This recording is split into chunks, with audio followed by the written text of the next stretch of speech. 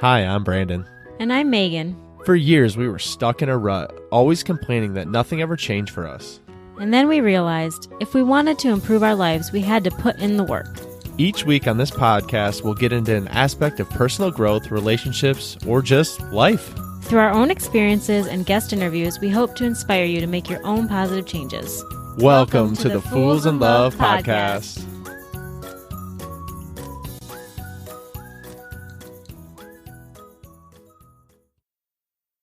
Hey guys, today we're excited to have the Witty and Gritty podcast with us. Brooke and Faren are the hosts of the Christian-based personal growth podcast, where they help others live their best lives. Welcome, Brooke and Faren. Hello. Thanks for having us. Absolutely. So before we get started, we'd love to just, if both of you could share a little bit about yourselves and your story. And then really, I'm always curious, like how you ended up doing a podcast together. Okay, so I'm Brooke. I'm the more monotone of the two of us.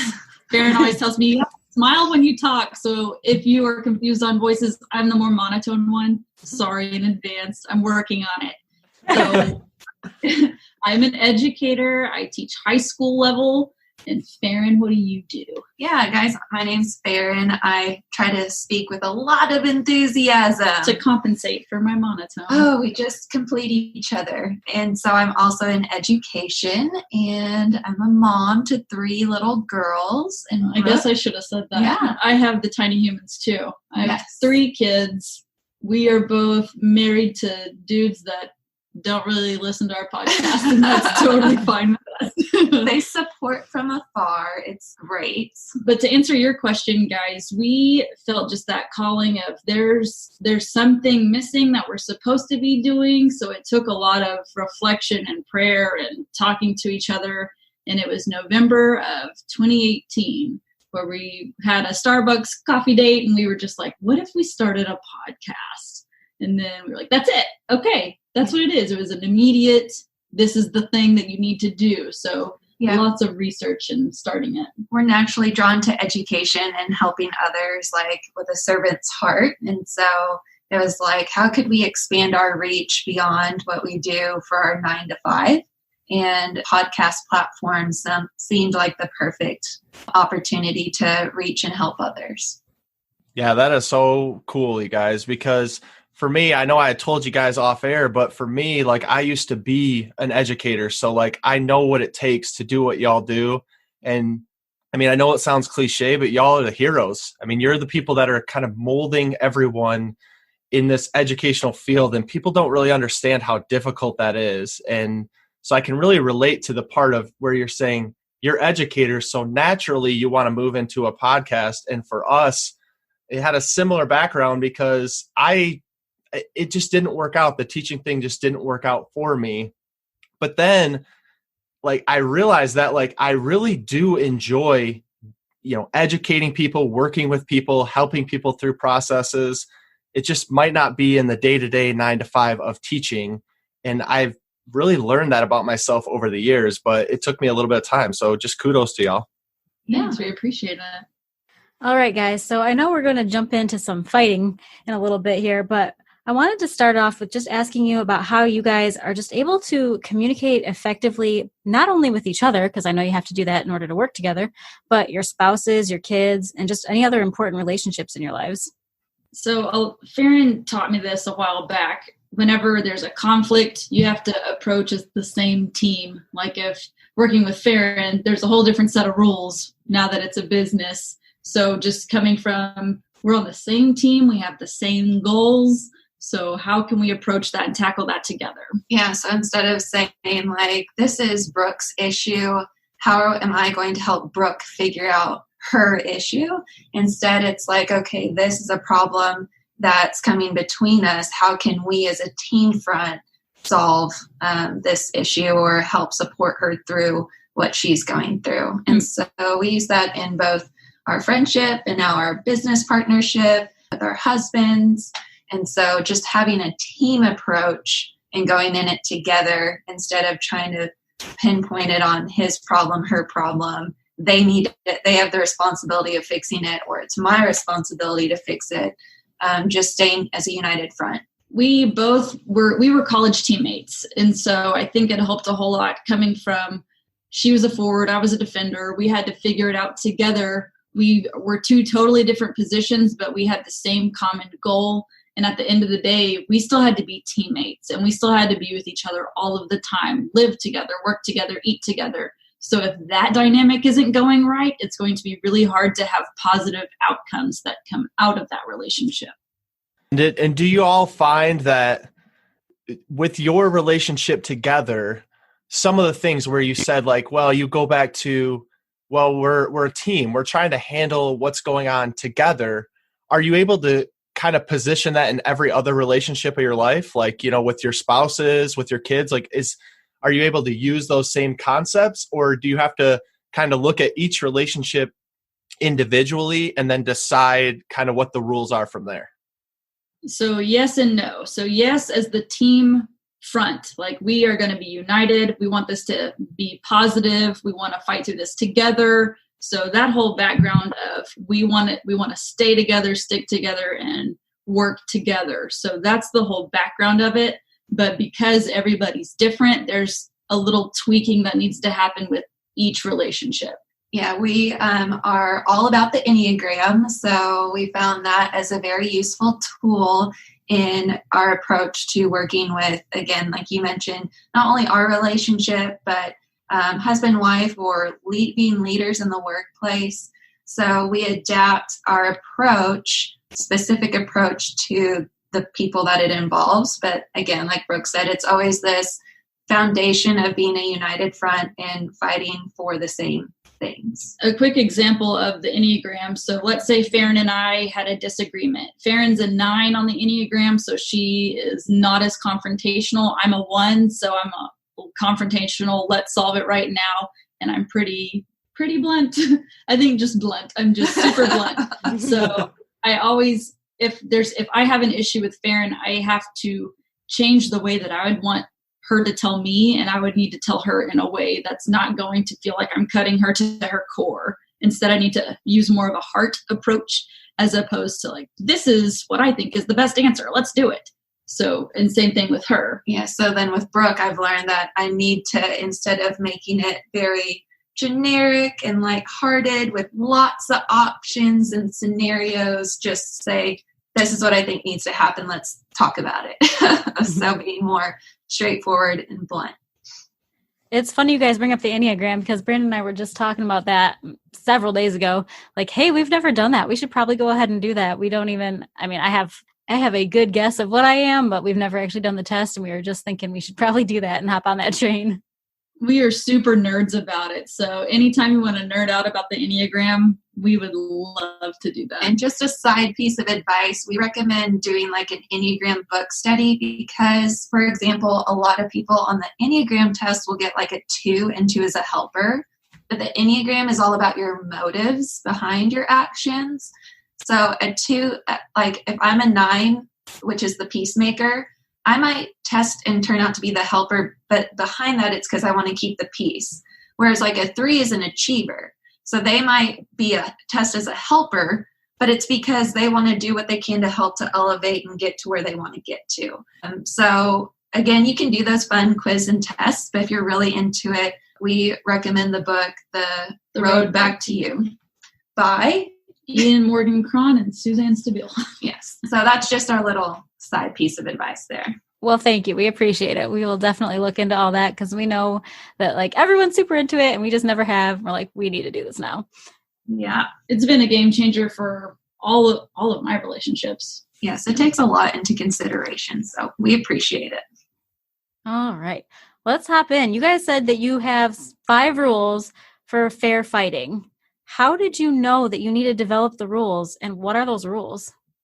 So when Morgan and I got married in our premarital counseling, we decided we needed the rule of no breakup language. So breakup language could be anything from using the word divorce or I need a break or let's separate.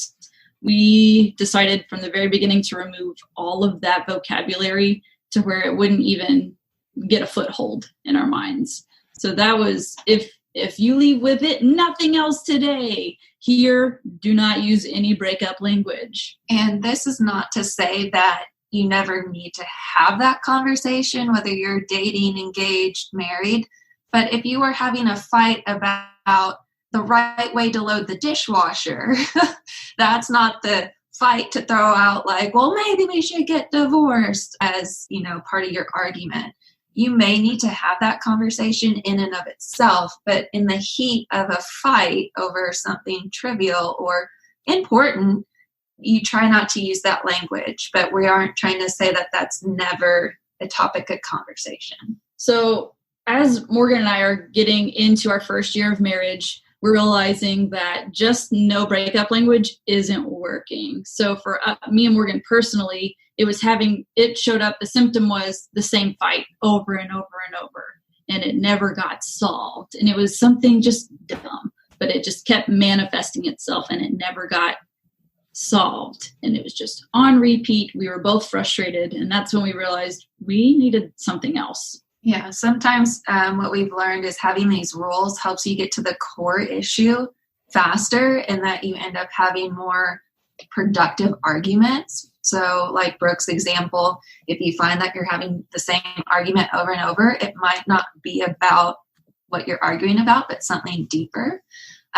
Or a certain argument can get derailed when, maybe you're bringing up past events that you said you weren't going to bring up again, or talking loudly. Now you're fighting because, now you're yelling. Well, you made me yell. And so just again, having rules could help with the cycle and help with, getting to the root of the issue. My example is that,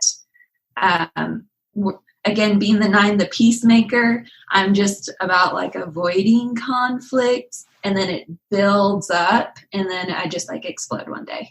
So by having rules of like engagement and fighting, it made me feel more comfortable in having those tough discussions.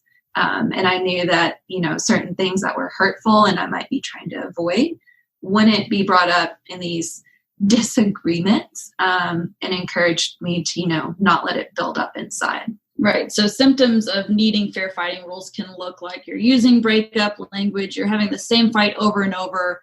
If someone asks you what's wrong, you say nothing's wrong. I'm fine. Nothing's wrong means nothing is getting solved, or you feel like you're constantly nagging.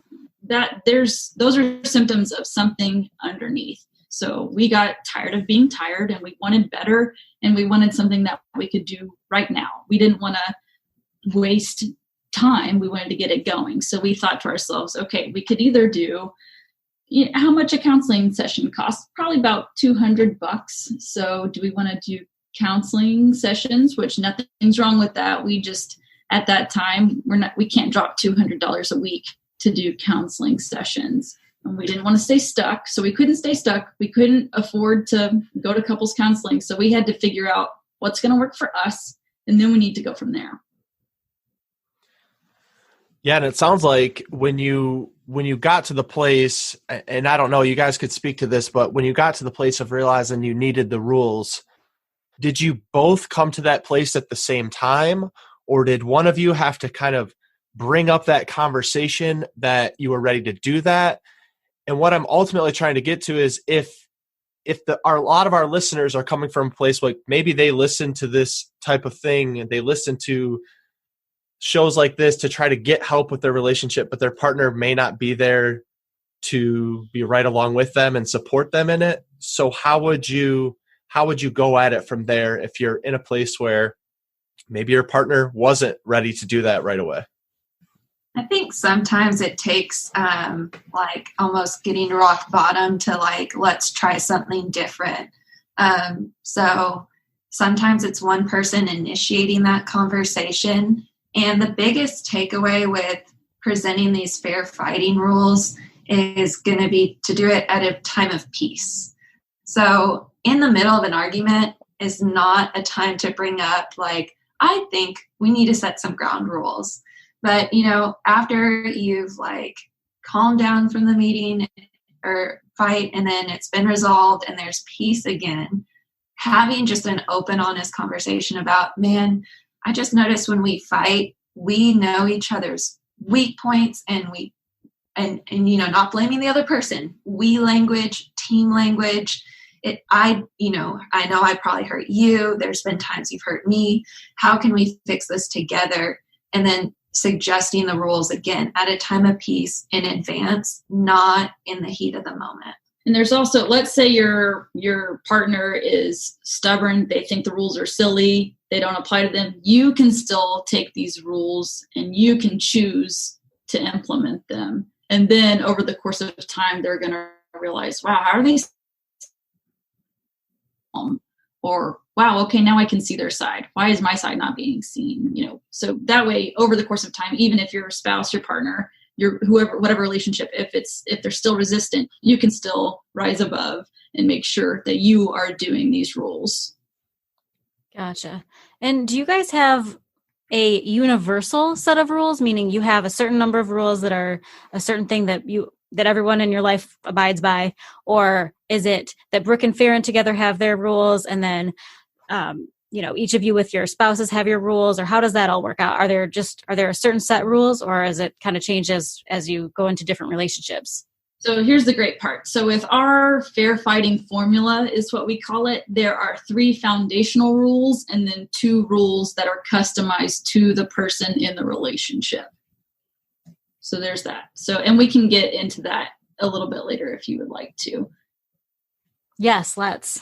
Okay, so before you even touch the foundation of the fair fighting rules, we want to talk about the ground rules first. So there's 3 ground rules. It's easy to remember. It's before, during, and after.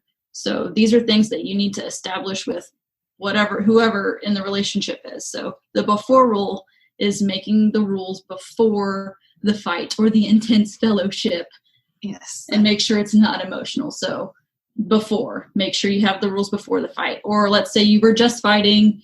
Again, once everybody's calmed down, start kind of coming up with the ground rules of, hey, let's make sure we get this established before our next fight. Then there's the during rule. So during is you can grant permission to call each other out of breaking the rules. So if my husband and I are fighting and then he breaks one of the rules, I can say, hey, that's one of our rules. You're stepping on lines right now. So we need to not do that. Right. It's holding each other accountable in the argument for what you had agreed during that time of peace. And so, you're not going to get it right the first few fights, but it's a practice. And so, again, hopefully you're able to hold each other accountable during the fight. That, remember, before we agreed that we weren't going to go that route. That way, again, you're getting to the core issue and not being derailed by fight tactics, if you will. And then afterwards, you would troubleshoot and tweak as needed. So maybe later you're like, well, when you said this rule, I thought it meant this. I didn't realize it included whatever you'd said in the argument.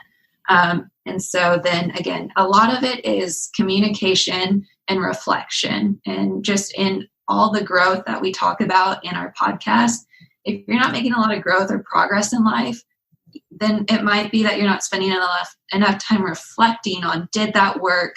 Where can I improve? And one of mine and Morgan's most recent heated fellowships is what we're going to call that. Intense fellowship. He was in the middle of saying it was something that I'm like, I am not very good at keeping the house super spotless. And that's just his thing. So you go for it. But he was upset about that. And then in the middle of it, he was like, you're intelligent. You're beautiful. I love you. Can you please just put the dishes up? And so after our argument, immediately after, I was like, good job on saying that. So we're at the point now, immediately after the argument is over, we are troubleshooting and then moving on. It's been able to eliminate me. I'm a 1, so my deadly sin is resentfulness. So it's really helped me not hold on in anger, and it's helped me let it go. Like, hey, good job on the compliments. I'll go do that because you did a great job. So, and that's the important piece of reflection too, is not just pointing out what went wrong, but highlighting what went right. Just even in the workplace, if your boss is like, man, you killed it on this, this, and this, you are much more likely to then repeat those behaviors. So we call it in, what is that parenting thing? Love and logic. Love and logic. You got to make more deposits than withdrawals. So, after an argument, debriefing, talk, if you're going to say 3 things that went well before you say, one thing that went wrong. So you can do the old compliment sandwich. Good yes. thing, work here, good thing. However you want to do that. Yeah, it's so true. And I think that's the biggest challenge, just to go back, because like you said, establishing the rules is great. And I can definitely see the platform for doing that. The hardest part is going to be in that moment where you're going to say the wrong thing. And we've all been there, where you're going to say the wrong thing. But then, like you said, establishing those rules beforehand is being proactive to the fact that needs to happen in order for it to go much more smoother later. Not that you're not going to have conflict, but that you can call each other on it and say, hey, we established these rules and you agreed to abide by them. We came up with them together, as a group, whoever that is, whether it's, and you and an employee, you and your spouse. But I love that, because I think the challenge is when you're in that fight, that's the hardest part, because you can talk a big talk, but until you're getting backed up into a wall and the voices are getting louder and you're in that argument, it just gets so challenging to do that, which is why I love the idea too of you guys going back and debriefing after the fact once things have calmed down, because then, cooler heads prevail. Right. And Brandon, like you were saying earlier, you taught 4th grade, so you know all about practice academies. The first time you ask the kids to line up, it's not going to happen at all like how you imagined it. So you're going to have to practice and troubleshoot and revisit and practice some more and say great job when they do a great job and tweak as needed. Yeah. So this happens all the time. We're just calling it out. And our formula is not a guarantee to you'll never fight again. Kind of like you touched on, fights are going to happen and disagreements are going to occur. But, how can you make the most of those and productive? Because ultimately we want to have great relationships with our spouse. I realized recently that these work well even for parents and adult children, or teenagers that think they're adult children. So yeah, ultimately the goal is not never have another fight, but how can we be respectful and honor and build strong relationships through the valleys and the trials. Right. And I mean, for us, just to kind of piggyback on that, we talk to a lot of couples and a lot of them will say, well, we don't fight. We don't have any fights. And we often argue that you must be really good at biting your tongue, because we're just completely transparent on this podcast. And we'll say, I think you're just really good at biting your tongue, because I think fighting, especially what y'all are talking about, when it comes from the right place, a lot of times it's needed to work through some kind of conflict that you're having. So what would you say to people who are I just don't fight, but then they're playing that peacemaker, playing that person that just is biting their tongue a lot of the time? Yes. You may not be fighting, but are you growing? Would be my question to that. So if we keep playing neutral, then is anyone improving? And iron sharpens iron. So anytime someone's like, hey, let's go, or hey, let's do this thing, or hey, let's improve here, rise up to the occasion. We just finished a book series on Brene Brown's Daring Greatly, where she talks about vulnerability. And she said one of the most dangerous things is disengagement. So I fall into the relationship of we never fight.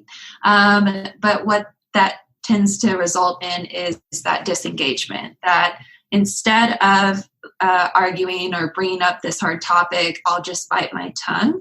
But then you start putting up this barrier and separation emotionally to not let their actions have any effect on you. So that disengagement is almost more dangerous than, having regular disagreements. Disengagement can also look like 5 years later, how did we get here? How did we get to the point where we're just roommates? How do we to avoid that. Anyone can get married, but not everyone can stay married. Yeah. The ones who stay married are the ones who are continually trying to improve and grow together. And I can just speak to sometimes, again, being for your Enneagram listeners, being the 9 and peacemaker, I don't engage in those arguments because I don't want my feelings hurt, or I don't want my husband to feel defensive. And the only thing he takes away from the conversation is what I'm bringing up, and that he must just be like the worst husband in the world. And so again, that disengagement is not good. So having these fair fighting rules, even if you're not arguing often, might actually open up the relationship to having more conversations, and it being more of a thriving, growing marriage, like Brooke said. I mean, I wish I would have talked to you guys 8 years ago when we struggled through that disengagement thing, because I think we could have avoided a lot of the pain in our own marriage had we not done the whole disengagement. We'll just ignore all the problems and hope they go away strategy. If we could have talked to ourselves 8 years ago too, we would have done the same thing. This has taken decades of putting together the clues, and now we've come up with this tool belt that we want to give to people. Yeah. As we try to do, like just with our podcast platform, is we did not have this figured out, way back when, but man, if we could go back in time and only tell our younger selves what we know on this side of 30, I'm sure when we're 40, we'll be like, dang, if I only knew this, and so on. But that's what we try to do. But this is our newest fair fighting formula that we just hope can help others and their relationships. Absolutely. Okay, so one of the benefits you guys had talked about of the fair fighting rule is obviously that you tend to disengage less because you are not as afraid. Probably you're still afraid a little bit, but you're not as afraid of that conflict. You know how you'll handle it when it comes up. Are there any other benefits of fighting fair rules and bettering your communication so that you're ready when this does happen? I like how you said that when it does happen, because it will happen. So again, like you were saying earlier, Faren, once you have these, like the foundation of the ground rules, like we are on the same team, we're going to come up with rules before, we're going to call each other out during, and we're going to troubleshoot after. Once you have, even if you just have that foundation to go with, that's going to propel you forward no matter what. But yeah, I think that sometimes in an argument, there's a lot of collateral damage. And so you end the fight and you forgive, but there's some things that you can't unhear, and apologies are made. But I think that one of the really good benefits from having fair fighting rules is that the long-lasting impact of these arguments aren't creating these huge wounds. I mean, the whole sticks and stones can break your bones, but words will never hurt you is, I don't know. I don't believe it, but it could be because I'm so sensitive. But I do think that's another big benefit of it, is not only are you having more productive outcomes, but you're not hitting each other in the weak spots, and you're just not doing as much emotional damage that isn't really necessary to get to where y'all need to be. Right. I like how you said collateral damage, not only with the relationship, but with the other people too. Like if you have kids in your house and yelling is a thing, then that's going to be a learned behavior that your kids are going to do. So you can decide, do we want to be yellers or do we want to be talkers? That's definitely like another big takeaway, is you're modeling in the workplace with the people that you work with, like how to handle disagreements in the workplace. You're modeling to your kids how arguments should be taken and the respect that's being maintained in those moments. Even when my girls are bickering with each other, I'll try to step in and like mediate of like how to express what you're feeling and how to respond appropriately, and not going after someone personally or taking it personal, teaching empathy. So I think that's another benefit, is how it impacts those that, like Brooke said, are in that environment and possibly witnessing it. Pretty heavy stuff. Yeah. So like for a lot of the people listening now, we've heard about kind of the fair fighting formula. We've heard about your rules and how they apply to each of your individual relationships. Like some of them can carry over, some of them can't. So if we have people now listening that want to create and customize their own rules for fighting, where would they start and how would they begin that process? So again, Faren mentioned that we are Enneagram people. This is what has worked for us. So knowing that I'm an Enneagram 1, I can be resentful. So one of my issues with it was I would bring up old fights. Like, oh, remember that time? Like, if I already forgave my husband and I'm bringing it up again, did I really forgive him? So one of the rules that we made for me personally as our customizable rules is no bringing up past fights. So that was very specific to me and what I typically do when I get angry or I lash out. Mine would be do not bring up past fights. To reiterate what Brooke is saying is you have to really know yourself and know who you're with. And once you feel like you got a good grasp on what you need, is then you can start setting those customizable rules. It would be very difficult for Brooke and I to tell you these are the exact 5 that like each person, it'll work for everybody.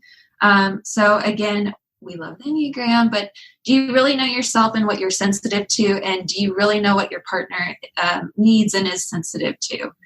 And like we've touched on, that's going to look different depending on who you're working with. But I'd say if they're going to start, again, plan before, during, and after. But then as you set your customizable rules, you're going to really want to look at your personality types in your relationship and then make specific ones. Not all for Brooke, not all for me, but, start with one for each of y'all. Because if you try to implement too many things at one time, it's probably not going to work. So starting with if you could pick one thing that's important to you and your spouse, your employee, your 16-year-old, one thing that's important to them that is a rule for an argument, and then build from there. And something that that's going to not carry over well. Since my rule is don't be resentful, that means not only with Morgan, my husband, with past fights, but that also means in the workplace, if I was wronged somehow, it's not healthy for me to bring that up again and again. So that's going to carry over for my personality through different relationships. Another example, my husband's an 8, so that's the challenger. So he just operates 10 decibels too loud than every other human. So it sounds like he's yelling, but he's really just talking. And so his personal rule would be making sure his voice is lowered intentionally. And so that he has carried that throughout work relationships. Whenever a sale, someone messes up something on an end, him having to talk to that person, it's trained him to be calm and use an even tone instead of getting excited or getting too loud. When you reflect, you really see how productive you following a rule contributes to those disagreements. And so like Brooke said, it carries over into other relationships. And again, that's not going to happen after the first fight. It might, but it's going to take practice just like anything else. Right. So those are just 2 examples from me and my spouse on how that is what we have established in our house. But also it's just good business to do that outside of the house. So again, like what Faren was saying, you have to get to your heart issue. What is your sin issue in your heart? And how can you tweak that and then control it and then leverage it for good?